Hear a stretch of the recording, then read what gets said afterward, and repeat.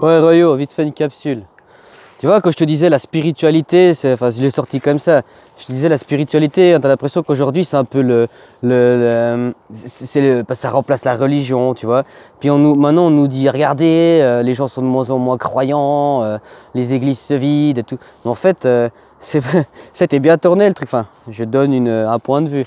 Mais en fait, c'est que, tu vois, maintenant, hein, les gens, ils disent, ouais, l'ésotérisme, c'est pas bien, machin.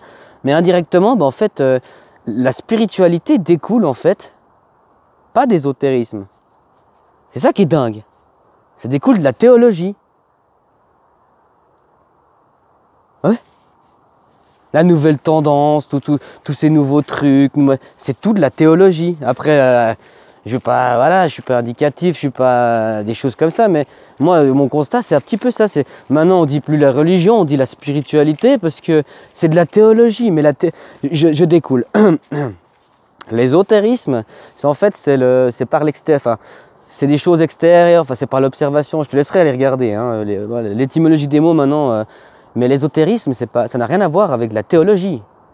L'ésotérisme, on pourrait dire, c'est un peu une directive, c'est extérieur, tu comprends, c'est plein, il y a l'exotérisme et l'ésotérisme. Ben, la théologie, en fait, je te laisserai aussi aller regarder, hein, c'est peut-être moi aussi c'est pas les mots que peut-être que les mots, je les dis faux, mais c'est l'idée. La théologie, en fait, c'est étudier tout ce qui est du proscrit canonique ou du proscrit, je sais que dans les récits, dans l'islam aussi, je sais qu'il y a ce qui a été, c'est pas du canonique, mais c'est ce qui est officiel. Après, ils ont leurs trucs, leurs machins, mais il y a des trucs qui sont pas considérés comme officiels ou blablabla. Ben ça, c'est de la théologie. Tu vois? Donc en gros, maintenant, les gens ils disent ouais, moi je crois en rien. Mais si, tout le monde de toute façon croit. Mais en fait, maintenant, tout découle de la. Comme je t'expliquais avant, ça reste les mêmes racines en fait. C'est toujours le même modèle, c'est toujours le même. Au fond, l'idée de base, c'est toujours la même. Tu vois, après, c'est ça, après les gens ils me diront ouais, mais lui c'est des satanismes, c'est des trucs. Mais l'idée de base, c'est toujours la même. Hein. C'est toujours la même. Donc regardez. Moi, je veux dire, tu veux regarder, on dit, pour ça, pour reconnaître un arbre, il faut regarder à ses fruits, un truc comme ça. Ben, pour regarder le résultat des racines, je regarde qu'est-ce qui en découle. Ben, tout le monde attend le sauveur, qui va sauver le monde. Puis, je ne sais pas si les gens ont compris le fait que tu divises le sauveur en 3 potentiels, ben, il y aura toujours une guéguerre. Hein. Il y en aura peut-être 2 qui seront contents, mais ça fera toujours un peu le... Hein?